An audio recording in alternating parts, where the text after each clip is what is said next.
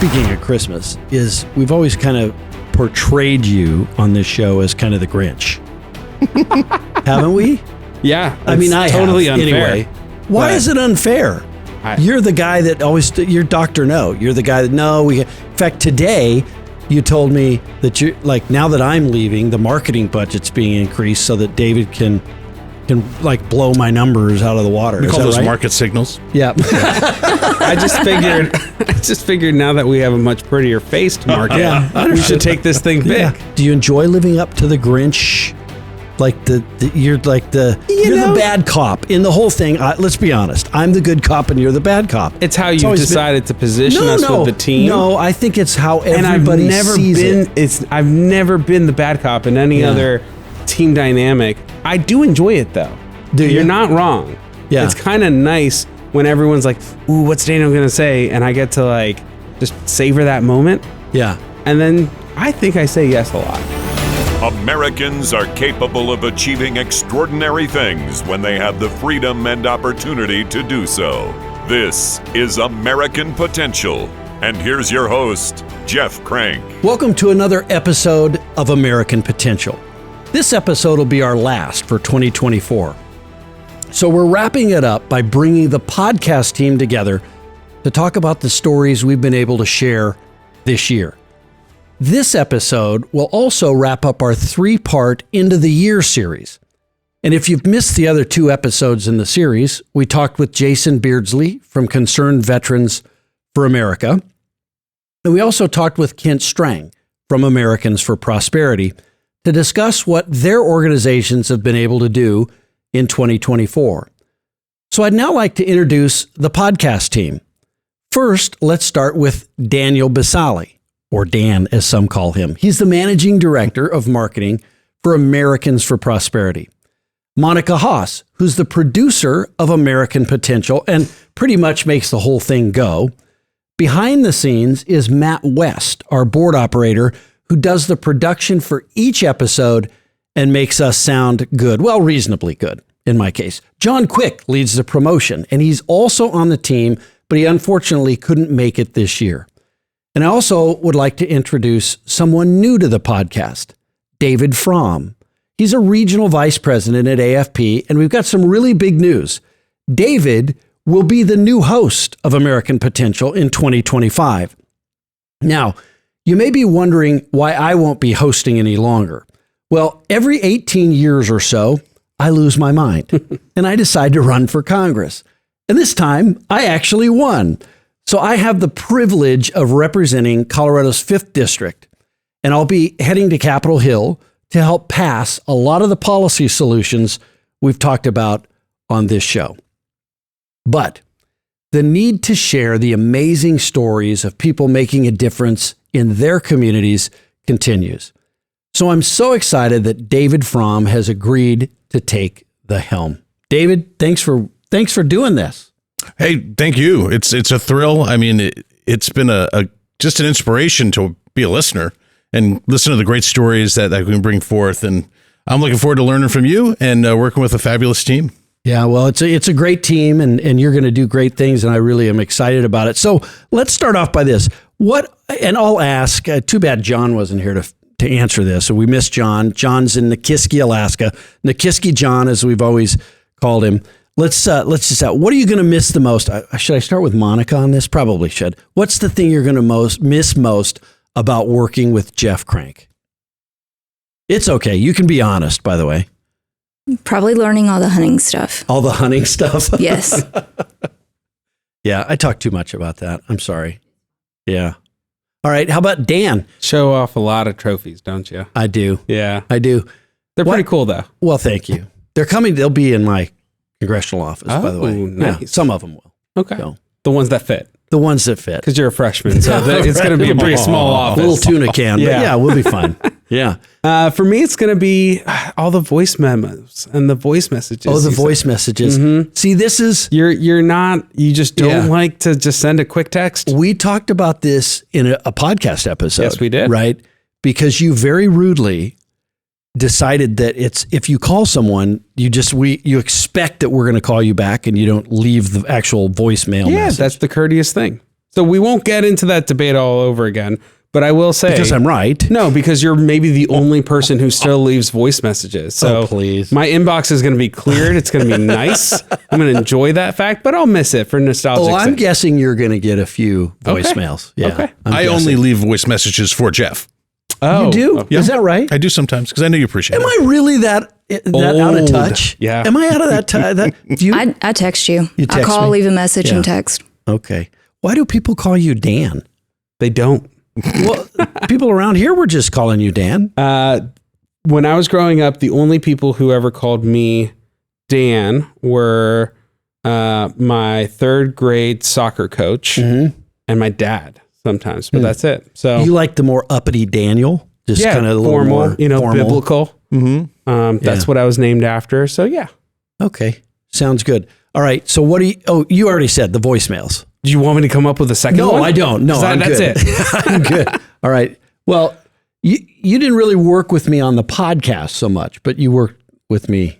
Yeah, we worked a lot together in a lot of different states and a lot of projects. Of course, the many photos of hunting trophies that you've taken out are a great one. The other one, which not everybody knows about, is Jeff's doppelganger file. The doppelganger So file. if people don't know what a doppelganger is, it's a lookalike to another person, and it's inspired a number of us who, as we travel throughout the country, we take surreptitious photos of other people who look like people we know, and then we send them to Jeff, and he keeps a file. I keep a file. It's wonderful. Yeah, it's pretty epic. Yeah, it's wonderful. Yeah, it is. When we laugh, I have some doppelgangers of David. I don't think I have one of either of you. I'll work on that. Are you going to take that to the hell? Oh yeah, You should. Yeah. That's a I fun will. one. Now that you mention it, it was like when I first started at AFP, like, I got introduced to Jeff, and this guy just keeps, he's a nice guy, but he just keeps coming up to me. He's like, look at this. You know Brad? Doesn't that look just like Brad? We just ran into this guy. Everybody looks like Brad, though. That's the thing, right? Because everyone looks like Brad. So anyway, that's Yeah. Hey, so Jeff, it's a big step. I know you ran for Congress, 18 years ago? Mm-hmm. How was it this time? Like, what'd you think of it? Like, it's a big step. So how do you feel about it? Yeah, obviously it's a life-changing event, and you don't realize maybe how much of a life-changing event it is when you go into it. And if you did, you probably wouldn't do it. So it's good that you don't know that. But look, it's an honor, right? This is the greatest country in the history of the world.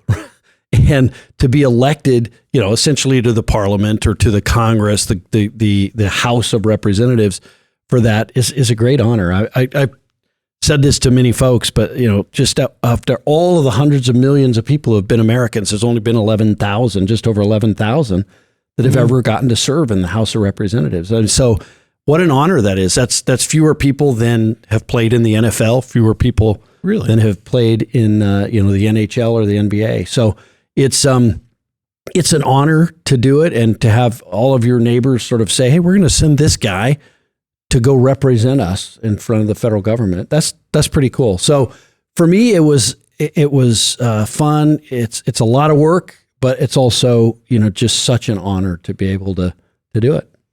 Yeah. Well, we're going to miss you. But I look forward to our next episode is you and I talking more in depth about you serving in Congress and right. kind of your thoughts. What did you guys think about when Jeff told the team that he was going to try to run for Congress? The first thought was, I wonder how long it'll take before he shaves the beard. And I think, what was it, Jeff? How long did a it week? take? Oh, it wasn't even a week. I think night that I decided that I was going to run, I think I pulled the razor out and just shaved it off.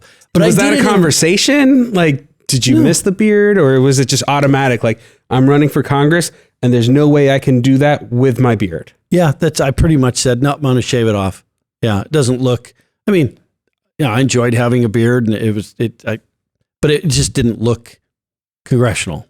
So I decided to do it. Fit the part. But I did do it, like, how, have you ever had a beard, Daniel? No, I can't. Oh, you can't grow a beard? No, it's really sad. Join the club. Yeah. Neither of you guys. I'd be a terrible Viking. I'm the only, and obviously you can't grow a beard. So I'm the only one here that can grow a beard.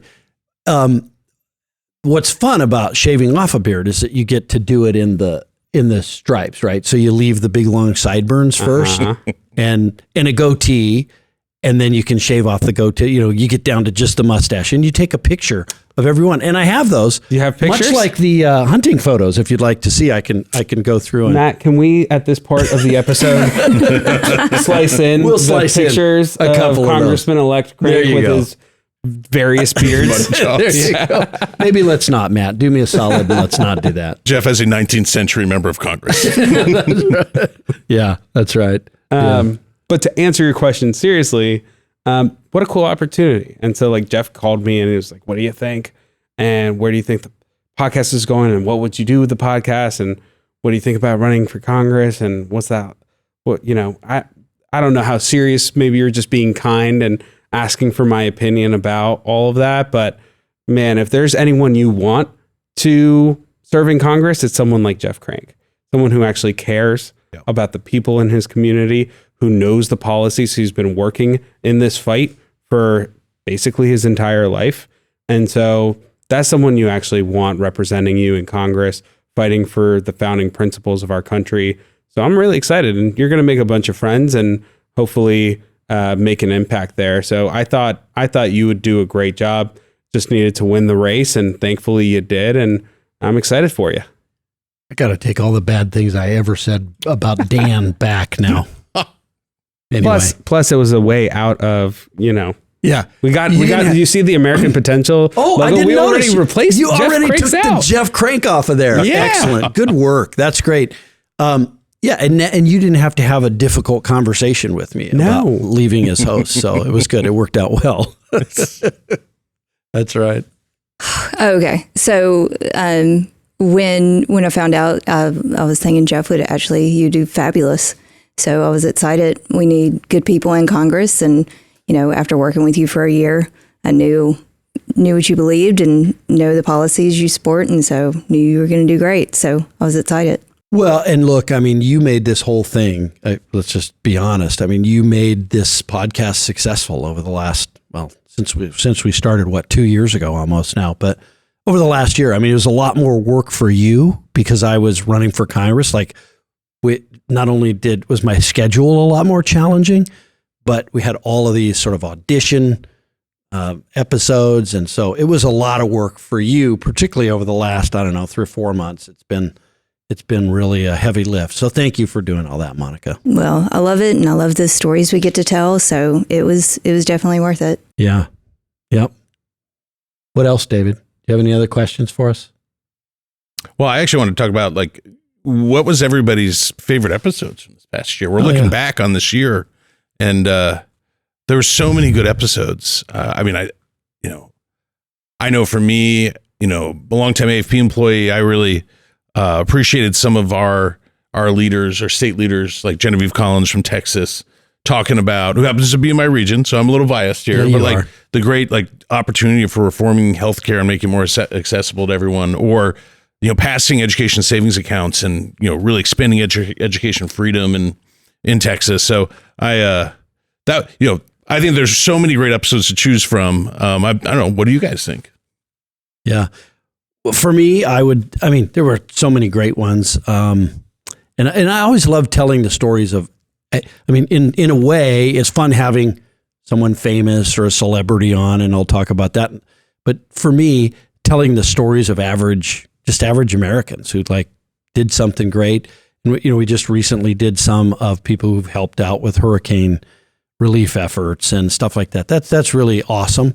For me, it was really fun doing the Mike Rowe interview. We flew to Las Vegas. Monica, you were there, and I didn't make that Matt trip. You weren't there. That's right. You just arranged that was the everything. one. That's right. Yeah, that was the one I didn't make. Attack, Jeff. Oh, yeah. Nothing gets See past. what I said? Nothing gets past that old steel trap. Yeah. Matt was there. Matt was there for sure. But, we went in thinking it was going to be, a quick 20-minute interview. We did it in a hotel room. And I don't know, what did our episode? It ended up being it was close to an hour. Yeah. It was one of our longer episodes. And he's so entertaining and funny. And, I remember at one point he was talking and this drill is going on in the background, and he goes, well, much like that drill. And he just incorporated it into the story. So that was one of my favorites. And he's got that voice. What a great voice. Oh, he does. He does. And he's such a kind, down to earth fella too, and he's doing such great work. I mean, talking about micro works and some of the great stuff he does. So for me, I'll take it into like a policy direction. I thought you had a great conversation, Jeff, with Senator Eric Schmidt about just taking on the administrative state. And now looking past, since that episode was released, at what's happened. So Loper Bright, the Supreme Court overturned Chevron deference, and that's going to completely change the regulatory environment and kind of take power out of the hands of bureaucrats. And that's going to be a big deal. And Senator Schmidt's actually leading the charge. He's a policy champion in that area. So I think like it's just really cool to think about. You were having these conversations right on the cusp of some monumental shifts in the landscape. And we're going to see that pay dividends in 2025. I mean, even like looking at where we're at right now, and even the DOE's, the Department of Government Efficiency, right. Like it's now becoming cool to cut government waste. And I can't remember a time when it was cool to find government waste and cut it.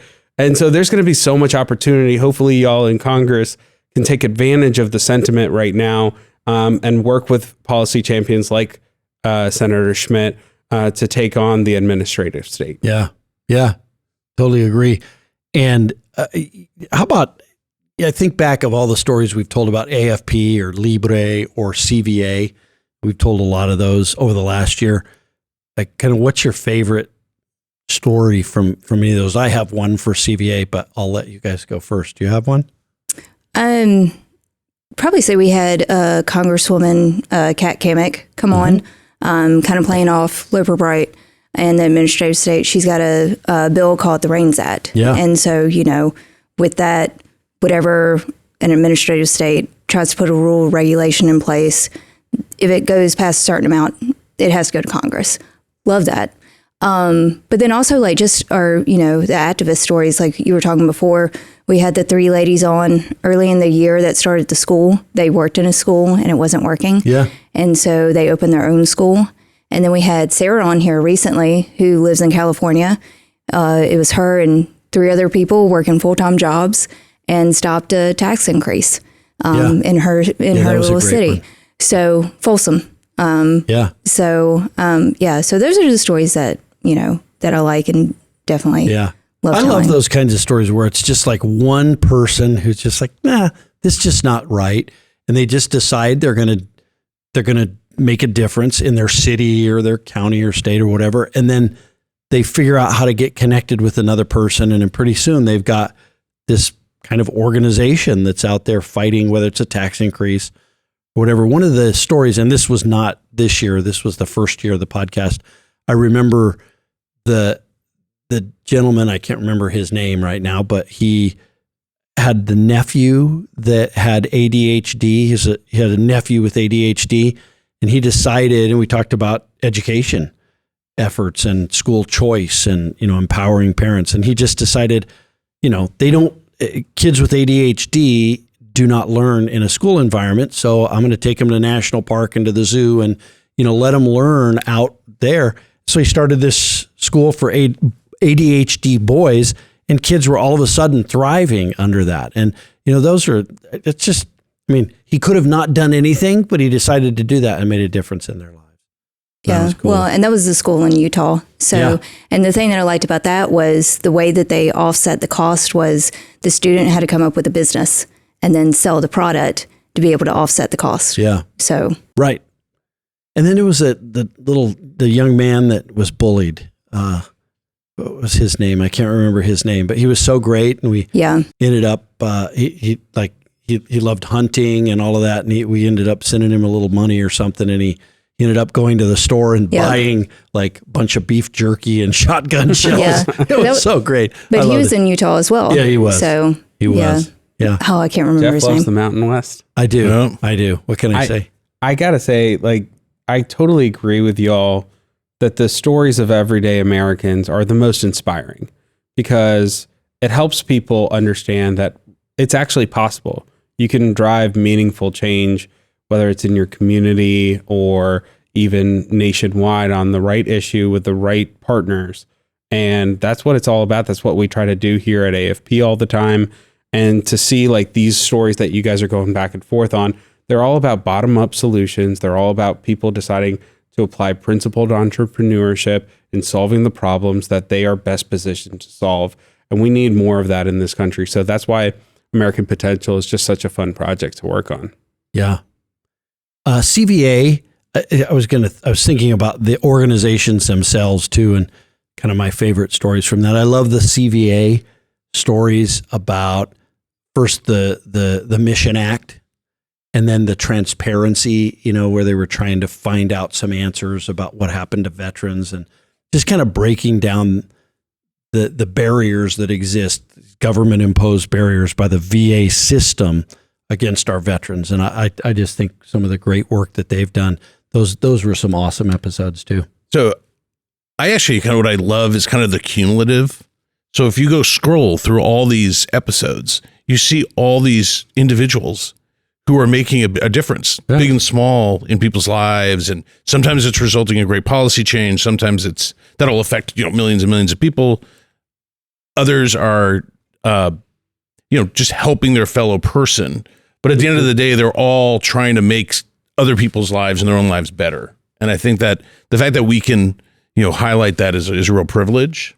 I would also add on that our former colleague Brad Stevens was one of my favorite episodes, talking about just his time at AFP. Though, I mean, I think it is. I'm proud to have worked here. It's been a real blessing for me, and I'm pretty darn lucky that I wake up every day trying to make a difference so that people can have better lives. Yeah. And I get paid to do it. And now I get to talk on a microphone and helps highlight the stories even more, which I'm super appreciative for. It's a pretty good gig. You shouldn't go do something stupid and like run for Congress or anything. I mean, don't worry. My history, there's no chance of that. So plus you're from Illinois. Yeah, right. That's right. Yeah. And you mentioned this Brad Stevens episode. I mean, who didn't love cat facts? Right? You have to love cat facts. I met Brad's mom. For those who maybe didn't hear that episode, I spoofed Brad. I don't know. How many years ago was that? 8 years ago? I mean, a long time ago, with a cat facts thing where it was just this voice that called him and said they signed him up for cat facts. And, he just stayed on the phone for however long saying, cancel. It was just so great. And I asked his mother, I met his mom last night, and I asked her if she heard that. And she just got a big grin on her face. She just thought it was so great that not only did we do that to Brad, but she got to hear it. And, I also showed her my doppelganger file, and all of my doppelgangers are Brad, and she loved them. She thought they were great. So poor Brad, even his mom, spanks him around a little bit here and there. So, Jeez, man, brutal. Yeah. So, well, we're kind of a few days past Christmas now. And, does everybody have a favorite Christmas tradition? Did you do it this past year? Yeah. So for us, what I enjoyed the most is we get to host Christmas Eve, and my parents live in Fairfax, Virginia, 30 minutes away from where we live, Capitol Hill, Washington, D.C. So I'll hopefully see you around, Jeff. But we host Christmas Eve. My parents host Christmas Day. We do the present opening, and then family comes in for actual Christmas dinner. And it's just a great 1-2 combination. We kind of do our own thing for a little bit. We get to play the role of the host now that we have our own home and welcome family to it. And it's just like, it's nice. You kind of feel like an adult. You make really, really good food, have good drinks, and just the entire combination of it. All the events and festivities. That's my favorite part. Nice. How about if I'm stuck out here trying to keep the government open, maybe I could just come over and have Christmas with the Daniel. Are you seriously not going to be able to keep the government open? I hope we can, but I can't speak for every member of Congress. I can't do that. I would hope we can. Okay. I would hope we can. If we can't, there's problems. But just in case, save a space for me. Yes, we will have a spot for you. But remember, it's Capitol Hill. It's a row house. It's really small. Sure. So we don't have like a dinner table with spots reserved. Like you're just going to hold your plate and kind of eat on the Daniel go. loves hosting. Yeah. That's his whole theme until Jeff wants to come over and join. All of a sudden, very small. Yeah, he said it's pretty small, Jeff. Way to go, Daniel. You caught on to that. I like But it, you know David. what? The back patio is pretty large. Yeah, So there's a lot of space in the back. Might be a little cold, December but in it's DC, pretty so it's large. good. I'll see if I can bring a heater for you. Tell the rest of your family, if they let me in, it's Christmas with the Cranks. Oh, pretty good. Huh? Pretty good. Did you set yourself up for that joke? No, you set me up for that joke. You asked. You did. Okay. Yeah. That's right. Oh, no. When I asked, no, I didn't set myself up. Not bad. That's good. Mediocre movie though. Yeah. There you go. So my family, our tradition actually goes back to my grandfather. We would, before we open presents on Christmas, he would always read the Christmas story from the Bible. So we do that now with my parents. So my mom will read it for us, and so that's what we do before we open presents. So That's great. My wife's family, her grandfather, who since passed away, was a 70-year Baptist minister, and they would all, like all the cousins, all the kids, everybody. I mean, there's 50 people around, and he would read it, and they'd all learned it so much that they would recite it with him as he would read it, which was pretty cool. So when I kind of married in, I was like, wow, this is really good. Been a little superficial in our Christmas celebration. Yeah, I feel terrible about my answer now. Is that when your kids are most well behaved? Are they just sitting there like perfect little angels? So, through the well, room? that's because, Papa and Mima are around. So yes, they're behaving. Oh, okay. Papa says sit, and they sit. Interesting. Mom says sit. We'll see what happens. See what happens. Yeah. What about you, Jeff? Oh, for me, Lisa and I have been married for almost 34 years. Always loved having, first of all, we always go to a Christmas Eve service, right? That's just kind of a tradition to do. And then just being around when our kids were young, loved, watching the mayhem that ensues of kids and Christmas and wanting to open stuff and just getting so excited with that.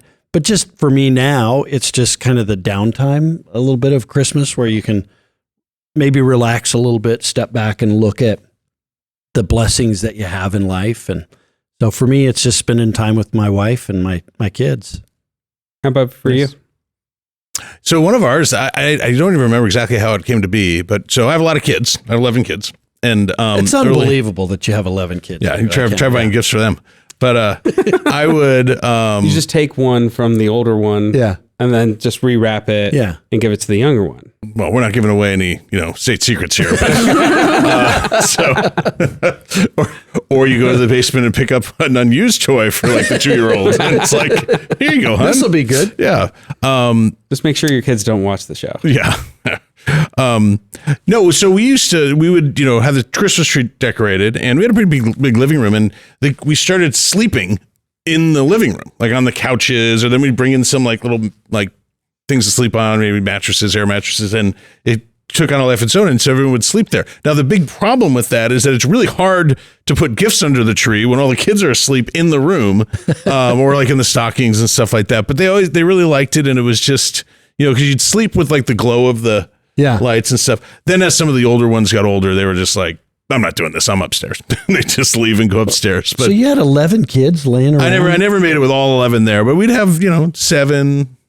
In the world, did Santa Claus step through all that and not step on a kid? He's got the Christmas magic, man. I mean, he was down a chimney. Come on. That's amazing. And the kids never saw Santa. No. I never questioned that they never saw Santa while they were right there in the living room. Nope. Very soft touch. Santa's I'm like a magic. ninja. I'm like a Christmas ninja. Okay. Yeah. Santa's a Christmas ninja. Yeah.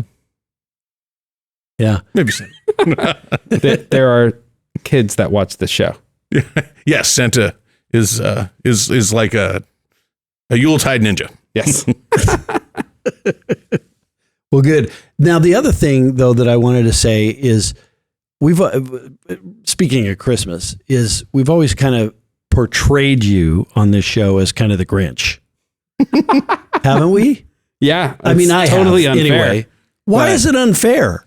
You're the guy that always, you're Dr. No. You're the guy that, in fact, today you told me that now that I'm leaving, the marketing budget's being increased so that David can can like blow my numbers out of the water. We Is call that those right? market signals. Yeah. I just figured now that we have a much prettier face to market, Yeah, we should take this thing big. Yeah, that sounds good. Sounds good. Okay. But I mean, you kind of live up. Do you enjoy living up to the Grinch? Like you're like you're the bad cop in the whole thing. Let's be honest. I'm the good cop and you're the bad cop. It's how you decided to position us with the team. No, I think it's how everybody sees it. I've never been the bad cop in any other team dynamic. I do enjoy it though. You're not wrong. Yeah. It's kind of nice when everyone's like, "Ooh, what's Daniel going to say?" And I get to like just savor that moment. Yeah. And then I think I say yes a lot. I like to think of it, when I think of like radio throughout the last number of decades, it's the suits upstairs. It's like the suits are never good. Like even though Daniel's wearing a sweater. Yeah. Like we the can't, suits. our both marketing came in with budget. jackets today. Says you. I'm wearing a shirt. I'm wearing a shirt. Yeah. I don't have a Christmas sweater like you. I mean, yeah. I mean, Still in the holiday spirit. yeah. Several days after Christmas. But you're the guy that just would never approve the budget, like to get a new microphone or, if we needed Guys, a little more marketing. Look at the beautiful studio we're No, in. this isn't the American Potential Studio. I mean, you took my name off the logo even for this. Now we're getting to the root of the matter. This is We're just getting a little salty. This is pretty low. For us, it's low budget, but this studio, this is pretty high budget. I mean, do you remember the first episode we did? First episode we did was in the courthouse building, at the old building in that studio. It was like nothing compared to this. We did? Yeah. Yeah, we did. That was. The first episode of the whole podcast? Yep. Yeah. The ones we recorded. Yeah. And we did not have video capability. We weren't doing this on YouTube. It was just an audio recording. But yeah, that was the like first YouTube. one. That YouTube, you bring that up. That's a great example. I mean, how long did it take us to get you to agree to like market us on YouTube? Yeah, man, I'm just always stifling innovation. Dr. No. Dr. No. Well, all right. So, I mean, speaking of innovation, we're going to look forward to 2025. What's everybody most excited about? Oh, great segue. See, this is why That we was picked good. this guy. That's why this was guy- awesome. That's why your ratings are going to skyrocket through the roof. That's why they're spending all the marketing money on you, damn it now. Huh? Well, American Potential with host David Fromm. I mean, an element of American Potential is unleashing value. So, I mean, in this case, it's the marketing budget, I suppose. Yeah, what was your question? What are you looking forward to in 2025? I mean, other than Jeff's absence. Yeah, other than my absence. That was going to be my answer, but since that joke was taken, trying new things. We got a cool opportunity to not hit the reset button, but build on what we've learned. And I think we've gotten really, really good. As you mentioned, Monica is just running everything, and it's just so turnkey right now for those of us on the team, for our guests, all of that kind of stuff. So that's great. But this podcast, especially John, who couldn't be with us, really drives a lot of innovative ideas that I say yes to most of the time. Yeah. And I'm looking forward to kind of having our team regroup, take a look at what we've been doing and think about what else we can. I don't know what that is. That's for folks like John and Monica and David to suggest and for all of us to kind of think through. But that's what I'm excited about because, nothing like some new blood and Jeff finally taking exit stage left for us to really unlock some new potential. Yeah. Nice. The potential, American potential. Oh, yeah. Yeah. Daniel took my answer. Oh, he took your answer? He did. That's what I'm looking forward to. I'm Yeah. kind of excited to see where we go and what we can do. So, yeah. And then, just always get to hear some amazing stories. I was actually telling David about somebody else that I talked to this week. So I'm excited to share those stories. Yeah.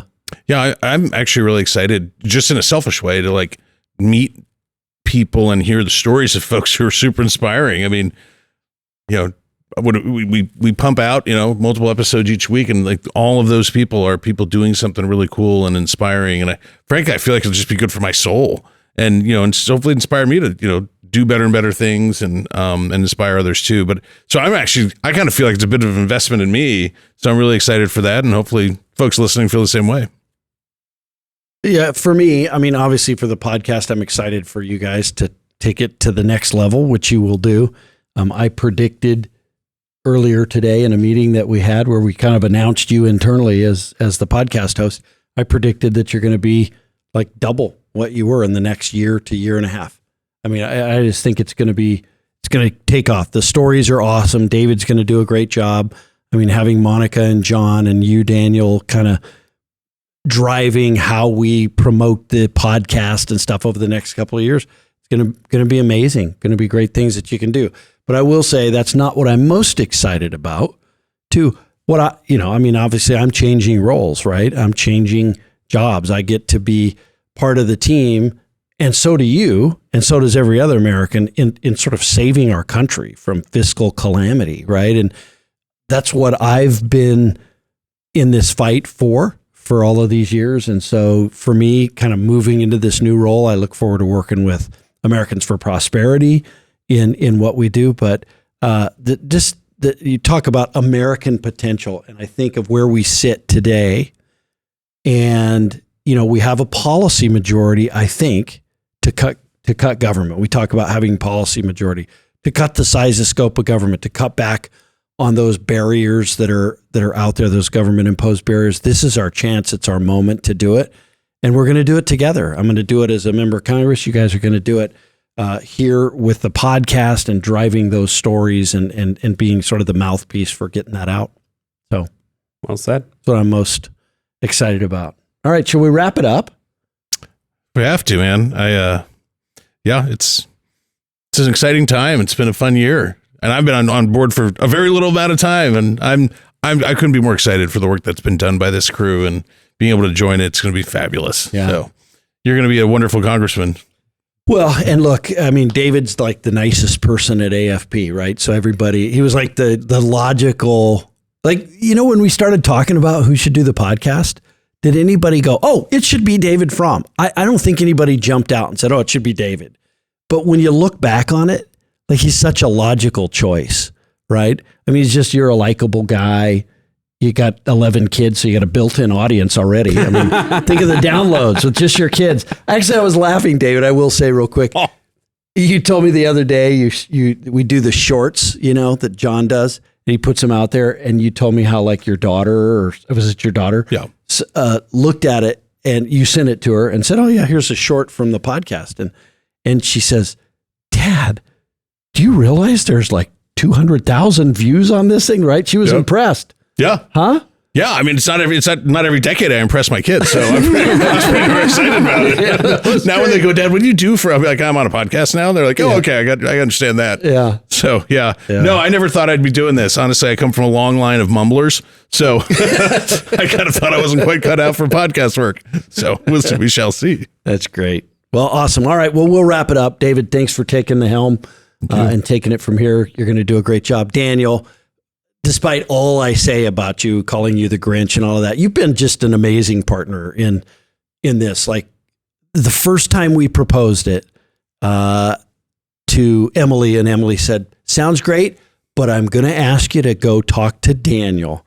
I just hired him, and I want you guys to be in sync. And from the very first conversation, you got this, and you actually were just an amazing proponent of doing great things with the podcast. So you've been an awesome partner. Appreciate it, Jeff. Yeah. It's been great to work with you. You bet. And John, wasn't able to join us, but man, John and his efforts we just wouldn't be where we are, right? He is the sort of driver of the marketing of it. Matt West, who does our board stuff.